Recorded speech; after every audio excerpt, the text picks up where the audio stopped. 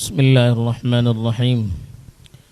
الحمد لله رب العالمين والعاقبة للمتقين، صلاة الله وسلامه على سيد الأنبياء والمرسلين خاتم النبيين محمد وعلى آلہ وصحبہ اجمعین. اما بعد. نہ سمجھو گے تو مٹ جاؤ گے اے ہندوستان والو، نہ سمجھو گے تو مٹ جاؤ گے اے ہندوستان والو، تمہاری داستان تک بھی نہ ہوگی داستانوں میں. اسٹیج پر تشریف فرما تنظیم کے اور شہر کے ذمہ داران اور یہاں پر موجود میرے دینی اور ایمانی بھائیوں، بزرگوں اور دوستوں، جنگ آزادی کے عنوان پر آج کی یہ جو نشست منعقد کی گئی ہے، یہ بالکل بر وقت بھی ہے اور اس وقت اور حالات کے اعتبار سے ضروری بھی ہے. اس وقت کے حالات میں جب کہ مسلمانوں سے خود دلیل مانگی جا رہی ہے کہ اب ملک کے وفادار آپ کیسے ہو سکتے ہیں، ہمارے استاد محترم مولانا الیاس صاحب دامت برکاتہم نے آپ کے سامنے بڑی تفصیل سے اس کا جواب دیا. میں اس تفصیل میں جانا نہیں چاہتا، موضوع کے اعتبار سے چند باتیں آپ کے گوش گزار کرنا چاہتا ہوں. پہلی بات تو یہ ہے کہ لوگ پوچھتے ہیں کہ جنگ آزادی میں مسلمانوں نے شروع سے جو اپنا کلیدی کردار ادا کیا ہے، قائدانہ رول ادا کیا ہے، اس کی وجہ کیا ہے؟ اس کی پہلی وجہ تو یہ ہے کہ مسلمان اللہ کے سوا کسی کی غلامی کو برداشت نہیں کرتا. وہ اللہ کی زمین پر اللہ کے تابع بن کر رہنا چاہتا ہے، اللہ کے علاوہ کسی غیر کے تابع بن کر رہنا نہیں چاہتا. ہمارے سامنے اس کی مثالیں موجود ہیں. حضرت عمر رضی اللہ تعالیٰ عنہ کے دور میں مصر کے جو گورنر تھے حضرت عمرو بن العاص رضی اللہ تعالیٰ عنہ، ان کے کسی لڑکے نے ایک شخص پر ظلم کیا.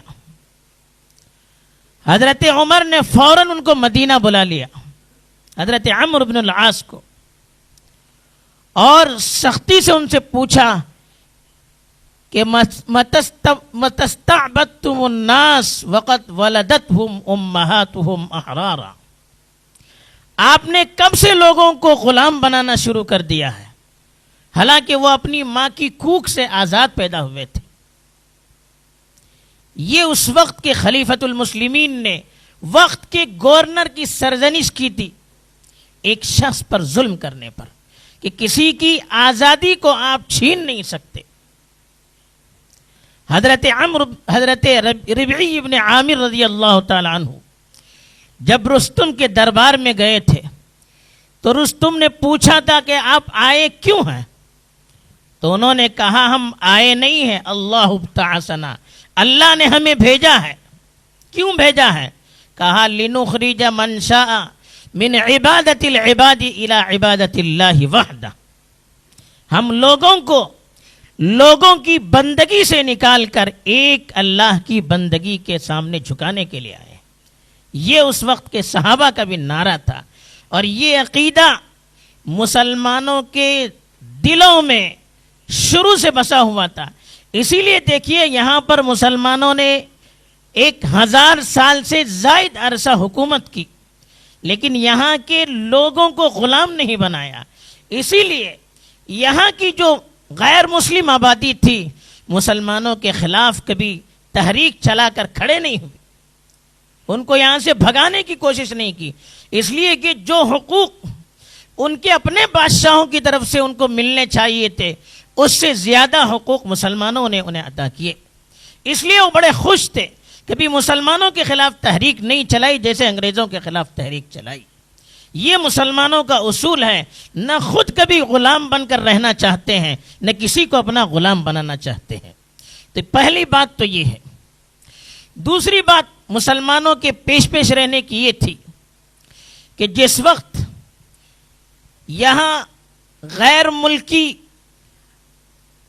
تاجروں نے اپنے پیر جما کر سیاسی امور میں دخل دینا شروع کر دیا اور مسلم نوابوں کو، حکمرانوں کو آپس میں لڑا کر اپنی گرفت یہاں پر مضبوط کرنا شروع کر دی، تو یہاں کے حکمران مسلمان تھے، تو ڈائریکٹ ان کا سابقہ مسلمانوں سے پڑا تھا۔ اسی لیے دیکھیے کہ شروع میں جنگ آزادی کی جتنی بھی لڑائیاں حکمرانوں کی طرف سے لڑی گئی، ساری لڑائیوں کی قیادت مسلمانوں نے کی، اور اس کا اعتراف خود انگریزوں نے بھی کیا ہے۔ بہادر شاہ ظفر جنہوں نے 1857 میں جنگ آزادی کی قیادت کی تھی اور جن کے جھنڈے تلے یہاں کے ہندو مسلمان سارے لوگ جمع تھے اور سب کی قیادت ان کے ہاتھ میں تھی، جب ان پر انگریزوں کی طرف سے مقدمہ چلایا گیا اور اس کی جو رپورٹ پیش کی گئی، اس رپورٹ میں باقاعدہ یہ بات لکھی ہوئی تھی کہ ہماری مخالفت میں جو پیش اس جنگ آزادی میں، جس کو وہ غدر کہا کرتے تھے، سب کے سب مسلمان تھے، اور یہ بھی لکھا کہ کوئی ایسا ہمیں چہرہ غیر مسلموں کا نہیں ملا جنہوں نے قیادت کی ہو۔ گویا کہ دوسرے الفاظ میں انہوں نے پوری ذمہ داری مسلمانوں پر ڈالی اور غیر مسلموں کو بالکل بری قرار دیا۔ کیا پالیسی تھی الگ بات ہے، وہ دوسرا موضوع ہے۔ ایسے ہی ڈبلیو ہنٹر جس نے ہندوستان کی تاریخ پر بھی کتاب لکھی ہے، اس نے اپنی کتاب میں لکھا، جو کتاب 1881 میں شائع ہوئی تھی، دی انڈین مسلمز کے نام سے، اس میں انہوں نے لکھا کہ جب سے ہم لوگ یہاں آئے ہیں ہمیں سب سے زیادہ مخالفت مسلمانوں کی جھیلنی پڑ رہی ہے، اور آئندہ بھی ہمارے سب سے بڑے مخالف مسلمان ہی رہیں گے۔ اور دوسری جگہ اس نے لکھا کہ جب ہم یہاں آئے تھے مسلمان سب سے برتر قوم تھی، اپنی طاقت کے اعتبار سے، اپنے حوصلے، جذبات اور ہمت کے اعتبار سے، اور اپنی فکر، تعلیم اور معیشت کے اعتبار سے بھی سب سے مضبوط قوم مسلمان تھی، اس لیے سب سے زیادہ ان کو مسلمانوں سے ٹکر لینی پڑی۔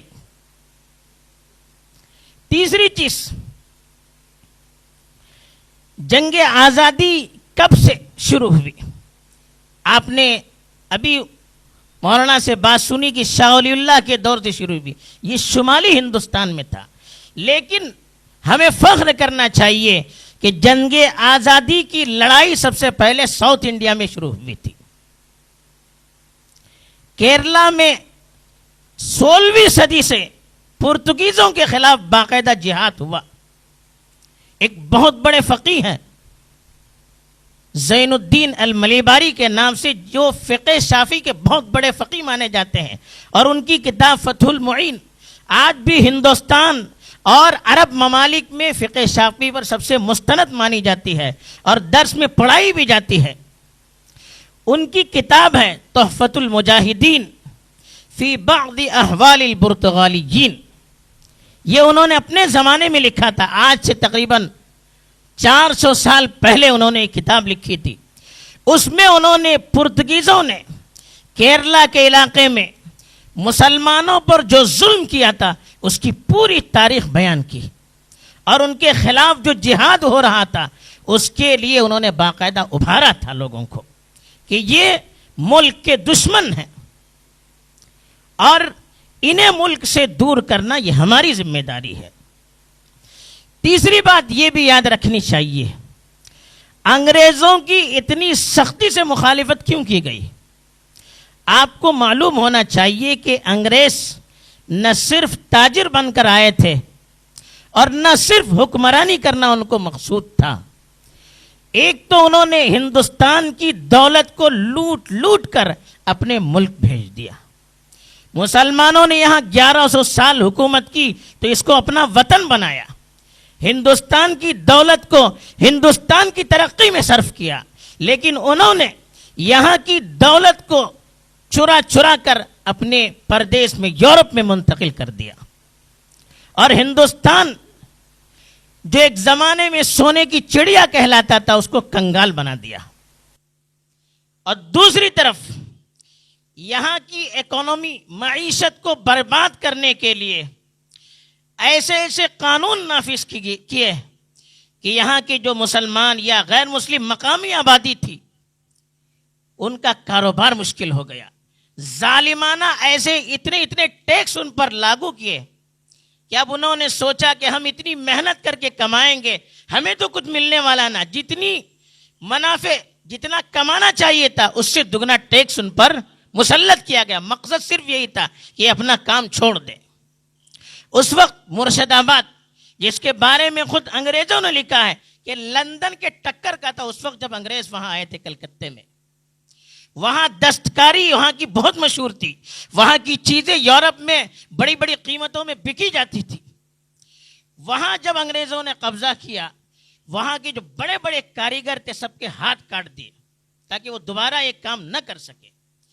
اس طرح سے یہاں کی معیشت بالکل برباد کر دیا، اور جو ہندوستان ایک زمانے میں سونے کی چڑیا کہلاتا تھا اس کو بالکل بھکاری اور کنگال کر دیا۔ اتنا ان پر ظلم کیا کہ دوبارہ وہ اپنے پیر پر کھڑے ہونے کے بارے میں سوچ بھی نہ سکے۔ ایسے ہی تعلیمی اعتبار سے بھی انہوں نے جو نصاب یہاں پر تیار کیا ہندوستان میں لاگو کرنے کے لیے، خود ڈبلیو ہنٹر نے اپنی کتاب میں لکھا ہے کہ ہم نے ایسا سیلیبس، ایسا نصاب، ایسا نظام تعلیم یہاں پر تیار کیا ہے کہ اگر یہاں کے ہندو اس کو پڑھیں گے کبھی وہ مسلمانوں کے ساتھ دوستی نہیں کر سکتے، اور مسلمان اگر پڑھیں گے تو وہ اپنے مذہب پر خود اعتمادی سے کبھی عمل نہیں کر سکتے۔ یعنی مسلمان اپنے مذہب سے بیزار ہو جائیں گے اور ہندو کبھی مسلمانوں کو اپنا دوست نہیں سمجھیں گے۔ ایسا نصاب تعلیم انہوں نے تیار کیا۔ اس طرح سے معاشی اعتبار سے، تعلیمی اعتبار سے، سیاسی اعتبار سے اس ملک کو بالکل پھٹیچر بنا دیا۔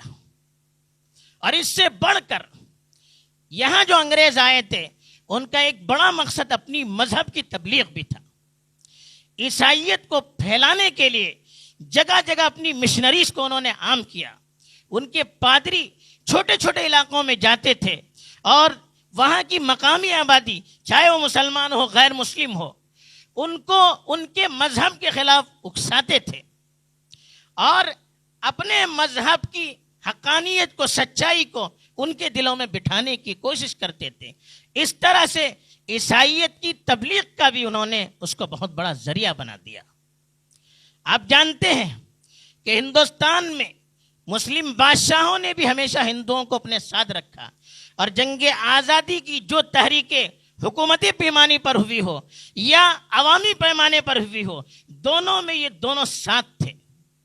یہاں ہندو مسلم میں تفریق کا جو عمل کیا ہے وہ انگریزوں نے کیا ہے، اور انہوں نے جان توڑ کوشش کی کہ یہاں کی آبادی کو تقسیم کیا جائے تاکہ ہمیں ان پر حکومت کرنے میں آسانی ہو جائے۔ یہ ایک تمہیدی بات ہے۔ تیسری چیز، ہندوستان کی آزادی کی جو مختلف تحریکات ہوئی، ہم نے کہا کہ 16ویں صدی سے یہاں پر گوا میں، کیرلا میں اور کرناٹک کے بھی بعض ساحلوں پر پرتگیزوں سے مقابلہ ہوا ہے۔ خود ہمارے یہاں کے بڑے بڑے لوگوں نے پرتگیزوں کا مقابلہ کیا۔ گوا میں ہماری آبادی تھی، پوری آبادی جو پورے عالم اسلام میں تجارت کا ایک مرکز سمجھی جاتی تھی۔ آپ کو معلوم ہونا چاہیے اسپین کو تباہ کرنے کے بعد اس آبادی کو نیست و نابود کر دیا، وہی آبادی ادھر ادھر پھر منتشر ہو گئی۔ جو مرکز کا تجارت تھا بالکل توڑ دیا اس کو۔ ان کو معلوم تھا کہ ان کے اندر زندگی ہے، پہلے ہی ان کو مٹا دیا جائے، پھر اس کے بعد اپنا کام کیا جائے۔ ہندوستان کی آزادی میں حکمرانوں نے بھی حصہ لیا ہے۔ جیسے آپ نے تاریخ سنی حضرت ٹیپو سلطان شہید کی، اس سے پہلے آپ کو معلوم ہے بنگال میں سراج الدولہ نے ان سے مقابلہ کیا انگریزوں سے، اس کے بعد شجاع الدولہ نے بنگال میں کیا۔ یہ سب 18ویں صدی میں 1757 میں 1764 میں اس وقت مقابلہ ہوا تھا. اس کے بعد ٹیپو سلطان کا ہوا. تو یہ سب 1857 سے تقریباً 50 سال 70 سال 80 سال پہلے کے واقعات ہیں. پھر جب 1803 میں انگریزوں نے دلی پر بھی قبضہ کر لیا اور اس وقت کے بادشاہ جو شاہ عالم تھے ان سے باقاعدہ معاہدہ لکھوایا کہ وہ ہماری کٹ پتلی بن کر رہیں گے، کہ مخلوق اللہ کی، ملک بادشاہ کا، حکومت کمپنی کی. تو یہ ان کا نعرہ تھا اور بادشاہ کو تنخواہ دے کر ایک ملازم کی طرح رکھا. اس کے بعد سے انہوں نے اپنی جو چیزیں تھی، حالانکہ اس سے معاہدہ ہوا تھا کہ جو کوڈ محکمے ہیں وہ ان کے چلیں گے اسلامی طور پر، تعلیمی نظام چلے گا، سب کچھ معاہدہ کرا، سب کچھ توڑ دیا، دھوکہ دیا. اس وقت سن 1803 میں حضرت شاہ عبدالعزیز رحمۃ اللہ علیہ نے باقاعدہ فتویٰ دے دیا کہ اب وہ حالت نہیں رہی ہندوستان کی جو پہلے تھی. اس میں انہوں نے یہی حوالہ دیا تھا کہ یہاں کا تعلیمی نظام، سیاسی نظام، معاشی نظام پوری طرف سے چوپڑ ہو چکا ہے اور اپنے مذہب پر آزادی سے عمل کرنے کے لیے اب ہندوستان ہمارے لیے سازگار نہیں رہا. اسی لیے انہوں نے ہندوستان کو دارالحرب قرار دیا اور اس کے نتیجے میں پھر تحریکات اٹھی. تو پہلے حکمرانوں کی طرف سے جو تحریکات تھی وہ اس طرح سے ہوئی اور آخر میں 1857 میں بہادر شاہ ظفر کی جو قیادت میں انگریزوں سے لڑائی لڑی گئی تھی وہ حکمرانوں کی لڑائیاں تھیں. ایسے ہی دوسری طرف عوامی طرف اعتبار سے بھی بہت سی تحریکات اٹھی. 1857 سے پہلے جب بنگال میں شجاع الدولہ اور سراج الدولہ کی حکومت ختم کر دی گئی، وہاں پر باقاعدہ فرائضی تحریک ابھری، مجنون شاہ کی تحریک ابھری، عوامی تحریک تھی جس میں ہندو مسلمان دونوں شریک تھے. قیادت اس وقت بھی مسلمانوں کے ہاتھوں میں تھی. وہ زمینداروں کے خلاف تھی، انگریزوں کی جو پٹھو تھے ان کے خلاف تھی اور انگریزوں کے خلاف تھی. اس کے لیے بھی انگریزوں نے بہت زور لگایا اور ان کو کچلنے کے لیے حتی المقدور کوشش کی. ایسے ہی سید احمد شہید رحمۃ اللہ علیہ کی تحریک جو تحریک شہیدین کہلاتی ہے وہ بھی 1857 سے پہلے کی تحریک ہے. اس تحریک کو بھی کچلنے کے لیے انگریزوں نے ایڑی چوٹی کا زور لگایا. حضرت سید احمد شہید رحمۃ اللہ علیہ اور مولانا اسماعیل شہید رحمۃ اللہ علیہ اور مولانا عبدالحی بڑانوی شہید رحمۃ اللہ علیہ وہ سرکردہ لوگ تھے. ان لوگوں کی قیادت میں ہندوستان بھر کا دورہ ہوا، لوگوں کو دین سے بھی واقف کروایا گیا اور انگریز جس طرح سے ہندوستان کو اپنے قبضے میں لے کر برباد کر رہے تھے اور یہاں کے مسلمانوں کو غلام بنا رہے تھے. انگریزوں کو یہ بھی یاد رکھنا چاہیے کہ انگریزوں نے کبھی یہاں کے مسلمان کو اپنے برابر نہیں سمجھا، سیکنڈ درجے کے شہری بنا کر رکھا. یہ بھی ایک غلامی تھی. تو ان ساری چیزوں سے واقف کروایا، بیدار کروایا، عوام کو بیدار کروایا، ان کو قریب کرنے کی کوشش کی. ان کی شہادت کے بعد یہ تحریک رکی نہیں، بلکہ ان کے جو الگ الگ خلفاء تھے الگ الگ علاقوں میں پھیل گئے. تحریک شہیدین کہلاتی ہے. انگریزوں نے ان کو وہابی مومنٹ کہا، وہابی تحریک کہا، حالانکہ وہابیت سے اور ان کا کوئی رشتہ لینا دینا نہیں تھا. یہ باقاعدہ تحریک شہیدین تھی جو الگ الگ علاقوں میں چلی. اس کے خلاف انگریزوں نے اتنی کوشش کی کہ پورے علاقے ان کی بستیاں زمین دوز کر دی گئی اور ان پر باقاعدہ حل چلایا گیا تاکہ ان کے دلوں میں خوف ڈالا جائے. ان کو کالے پانی میں قید کیا گیا، پھانسی کی سزا سنائی گئی، جیلوں میں ٹھونس دیا گیا، لیکن ہمت ہارے نہیں مسلمان. ایسے ہی اس کے ساتھ جیسے مولانا نے کہا تحریک ریشمی رومال، یہ بھی مولانا محمود حسن دیوبندی کی تحریک. ان کی تحریک میں بھی ہندو بھی شامل تھے، غیر مسلم بھی شامل تھے. انہوں نے ہندوستان بھر میں بھی کوشش کی، ہندوستان سے باہر ترکیہ، عرب وغیرہ جا کر وہاں کے بادشاہوں سے بھی خطوط لکھوائے، وہاں کے جنرلوں سے بھی بات کی کہ آپ لوگ آئیے ہمیں ساتھ دیجئے ہندوستان سے انگریزوں کو بھگانے کے لیے. تو ہندوستان کی آزادی کے لیے عالمی پیمانے پر کوشش کی. وہ شیخ الحدیث تھے، حدیث کا درس دینے والے تھے، بزرگ تھے، بہت بڑے صوفی تھے. لیکن ساری چیزیں اپنی طرف، جب ملک کا مسئلہ آیا سب کچھ قربان کر کے ملک کی آزادی کے لیے باقاعدہ تحریک چلائی. اپنے شاگردوں کو الگ الگ جگہ انہوں نے بھجوایا، رشیا بھجوایا، افغانستان بھجوایا، دوسری جگہ بھجوایا، تاکہ لوگوں کو کنونس کیا جائے، وہاں کے جو حکمران تھے ان کی ذہن سازی کی جائے اور ان کو انگریزوں کے خلاف ابھار کر ہندوستان کو آزاد کرنے کی کوشش کی جائے. اللہ کا کرنا ایسا ہوا بھی وہ بھی قید میں ڈالے گئے. پھر اسی طرح سے جو تحریکیں اتری تھی اس میں ایک موپلا کی تحریک ہے جو کیرلا میں نظر آئی. 20ویں صدی میں جب ہندوستان میں تحریک خلافت وغیرہ یہاں پر شمالی ہندوستان میں چل رہی تھی، موپلا کی جو تحریک ہے بڑی سخت تھی. انگریزوں کو بڑا خطرہ ہوا، اس کو کچلنے کے لیے ہزاروں لوگوں کو وہاں پر بھی شہید کر دیا گیا. اس طرح سے الگ الگ جگہوں پر عوامی تحریکیں بھی ابھری انگریزوں کے خلاف. اسی طرح سے تیسری طرف بڑے بڑے ادارے بھی بنائے گئے ان کی ذہن سازی کے لیے.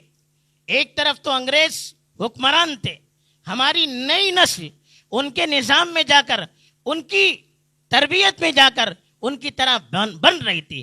انگریز چاہ رہے تھے کہ ہندوستانی کلچر بھی یہاں کا مردہ ہو جائے، اسلامی تہذیب کو بھی ختم کر دیا جائے اور اپنی پوری تہذیب کو یہاں پر عام کیا جائے.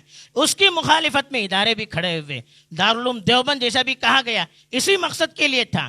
شاملی کے میدان میں دارالعلوم دیوبند کے اس وقت کے بڑے علماء حاجی امداد اللہ صاحب، مولانا رشید احمد گنگوئی صاحب، مولانا قاسم نانوتوی صاحب، حافظ ضامن شہید رحمۃ اللہ علیہ، ان لوگوں نے باقاعدہ انگریزوں سے لڑائی کی اور اس علاقے کو شاملی وغیرہ پر قبضہ بھی کیا تھا. پھر انگریزوں نے بڑی فوج سے ان کے خلاف کارروائیاں کی. جب انہوں نے دیکھا کہ اس طرح سے ابھی مقابلہ مشکل ہے تو اس کے لیے انہوں نے باقاعدہ دارالعلوم دیوبند کی بنیاد رکھی تاکہ ایک طرف اسلامی علوم کی حفاظت کی جائے، اسلامی تہذیب کی حفاظت کی جائے اور نوجوان نسل کو انگریزوں کے مقابلے کے لیے تیار کیا جائے. دوسری طرف علی گڑھ کی تحریک سر سید نے اسی زمانے میں جو چلائی تھی، اگرچہ سید کا مقصد جب انہوں نے دیکھا کہ انگریزوں نے غدر میں کیا حل کیا، کس طرح سے مسلمانوں کا قتل عام کیا تھا، اس کے لیے انہوں نے یہ نظام سوچا تھا کہ یہاں اگر ہمیں جینا ہے انگریزوں کی تہذیب اختیار کرنی ہے، ان کی تعلیم اختیار کرنی ہے، ان کے برابر ہونا ہے اور پھر ان کے یہاں ہمیں نوکری مل سکتی ہے اور مسلمان خوشحال ہو سکتے ہیں. مخلص تھے، ان کی رائے اجتہاد غلط ہو سکتا ہے لیکن مخلص تھے.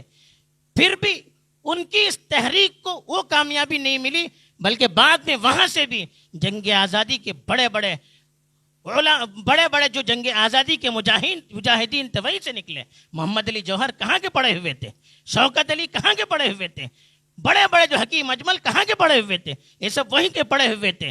لیکن ان کے اندر پھر انگریزوں کی جب انہوں نے یہاں پر حکمرانی کے دور میں جو ظلم دیکھا ان لوگوں سے برداشت نہیں ہوا، انہوں نے بالکل ان کے خلاف جہاد کا بگل بجا دیا. ایسے ہی جامعہ ملیہ جو بنا ہے وہ بھی انگریزوں کی مخالفت کے لیے بنا ہے.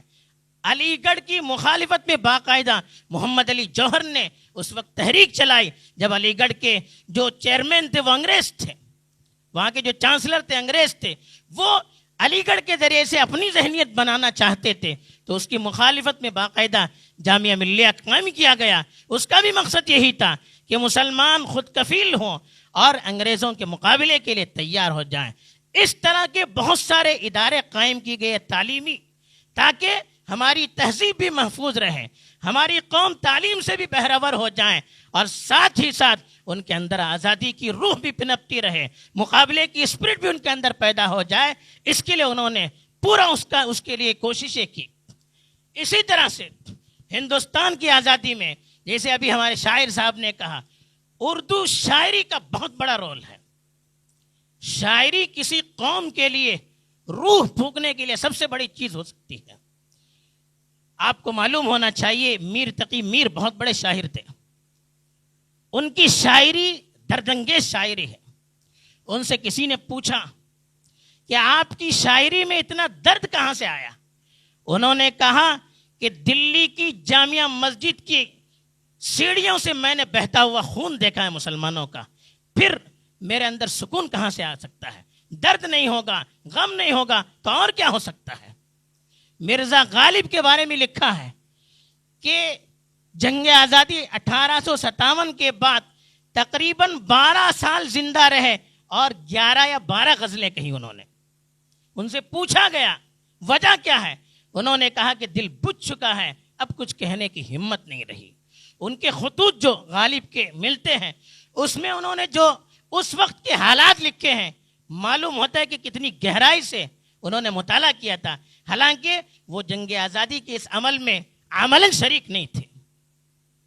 اسی طرح سے اردو کی شاعری میں اس وقت بڑا انقلاب آیا جب عوامی اعتبار سے ظفر علی, مولانا ظفر علی صاحب, اکبر الہ آبادی, علامہ اقبال, شبلی, حالی, ان لوگوں نے اپنی شاعری کو قوم کے لیے وقف کر دیا, قوم کی بیداری کے لیے وقف کر دیا.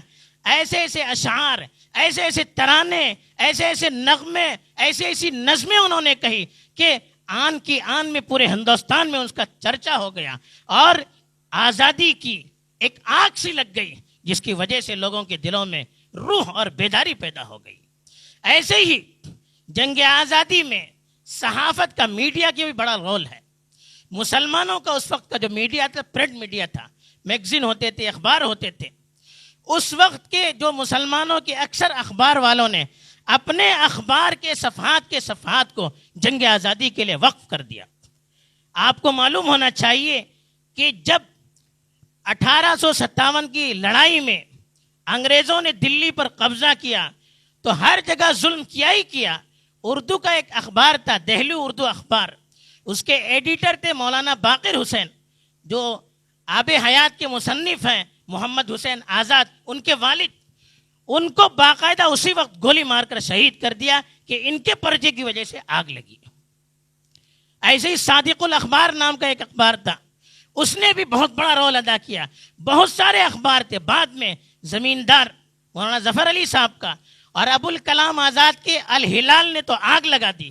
بار بار انگریزوں نے ان کو بین کیا, ان کو جیل میں ٹھونسا, اخبار پر پابندیاں لگا دی, نام بدل دیا, البلاغ لکھا, پھر نام بدل دیا, لسان الصدق لکھا, الگ الگ نام سے اخبار نکالے.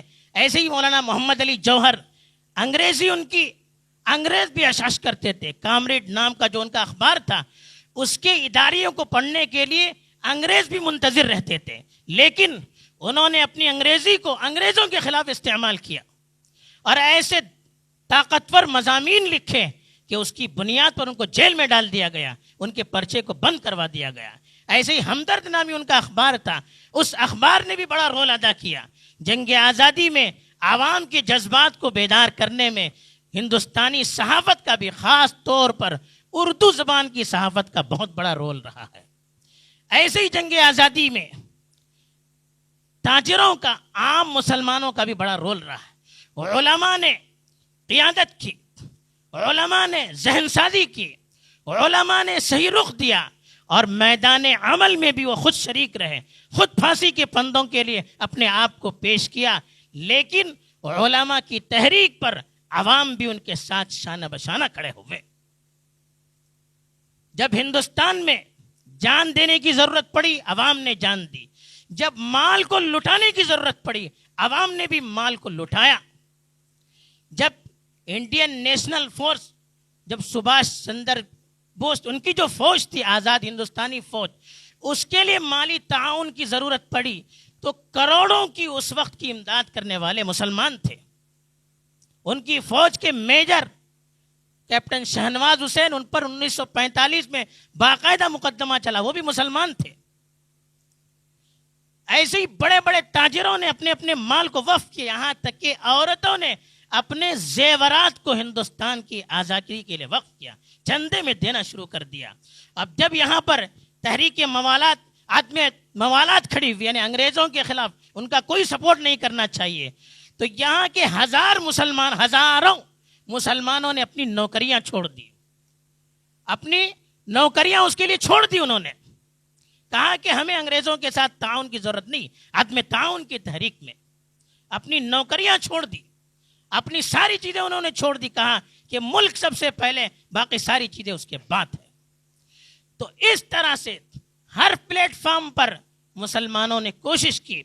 پھر اس کے بعد جب انڈین نیشنل کانگریس یہ آگے بڑھنے لگی, اور اس کی قیادت میں، گاندھی جی کی قیادت میں ہندوستان کی آزادی لڑنے لگی. بعد میں ابتدائی دور پورا ہندوستان میں مسلمانوں کی قیادت میں تھا.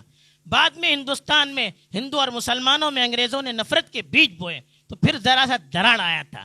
جب خلافت تحریک ابھری تو خلافت تحریک خلافت کے احیاء کے لیے تھی، لیکن اس کے بعد یہ پوری تحریک ہندوستان میں لوگوں کی بیداری کے لیے کھڑی ہوئی. اور انگریزوں کو، اور آپ کو معلوم ہونا چاہیے کہ گاندھی جی کو بھی ہندو مسلم ایکتائی کا لیڈر بنا کر خلافت کے اسٹیج پر لانے والے یہ بھی علی برادران تھے، مولانا محمد علی اور مولانا شوکت علی تھے. اس کے بعد سے کانگریس کے زیر سایہ جتنی بھی تحریکات اٹھی، ہر تحریکات میں مسلمانوں نے اپنے آپ کو پیش کیا. اس طرح کی بہت بڑی تاریخ ہے. وقت زیادہ ہو رہا ہے، بس اب ہم کو کیا کرنا ہے؟ اب ہندوستان آزاد ہوا، اب ہمیں کیا کرنا ہے یہ ہمیں سوچنا چاہیے. ہمیں سب سے پہلے اپنی تاریخ کو پڑھنی چاہیے، خود بھی پڑھنی چاہیے، اپنے بچوں کو بھی اس سے واقف کروانا چاہیے. تعلیمی نصاب کے ذریعے سے ہو، یا ان کے لیے الگ سے لیکچرز کا انتظام ہو، یا ایسے پروگرامات ہوں، یا دوسری جو ثقافتی پروگرامات ہیں، اس کے ذریعے سے اپنی تاریخ سے ہمیں واقف کروانا چاہیے. جب تک ہماری تاریخ ہمیں معلوم نہیں ہوگی، ہمارے اندر خود اعتمادی نہیں پیدا ہو سکتی، ہمارے اندر ہمت حوصلہ نہیں پیدا ہو سکتا، ہمارے جذبات بلند نہیں ہو سکتے. دوسری چیز، آپ دیکھیے ہماری تاریخ، ہزار انگریزوں کے ظلم کے بعد بھی ہمارے مسلمان کبھی پیچھے نہیں ہٹے. تو ظلم ہو کچھ بھی ہو، حق کے لیے ہمیشہ آگے آنا چاہیے. ملک کی حفاظت کے لیے، ملک میں امن اور سلامتی کو لانے کے لیے ہمیں ہمیشہ آگے رہنا چاہیے. ظلم ہو، جان چلی جائے، ہمارے ملک کی حفاظت جیسے ہمارے اسلاف نے کی ہے ہم پر بھی کرنی اتنی ہی ضروری ہے. اگر ملک محفوظ نہیں رہا، نہ ہم محفوظ رہ سکتے ہیں، نہ دین محفوظ رہ سکتا ہے، نہ اور کچھ محفوظ رہ سکتا ہے. تو اس کی بھی ہمیں کوشش کرنی چاہیے اور اپنی آپ کو عمل میں لانا چاہیے. خالی شکوے شکایت سے کوئی کام دنیا میں چلتا نہیں ہے. عمل میں آگے بڑھنا چاہیے، کام میں آگے بڑھنا چاہیے اور اللہ کی رضا کو سامنے رکھنا چاہیے. آپ کچھ بھی کام کیجئے، اگر اللہ کی رضا مقصود نہ ہو، واہ واہ مقصود ہو، شہرت مقصود ہو اور غیر شرعی طریقے پر ہو، اچھے اثرات کے بجائے برے اثرات مرتب ہو سکتے ہیں. بہرحال یہ کچھ منتشر چیزیں تھی جو اس وقت اللہ نے ذہن میں ڈال دی. اللہ تعالیٰ صحیح پیغام سمجھ کر عمل کرنے اگر بڑھنے کی ہمیں توفیق دے. آمین. وآخر دعوانا الحمدللہ رب العالمین.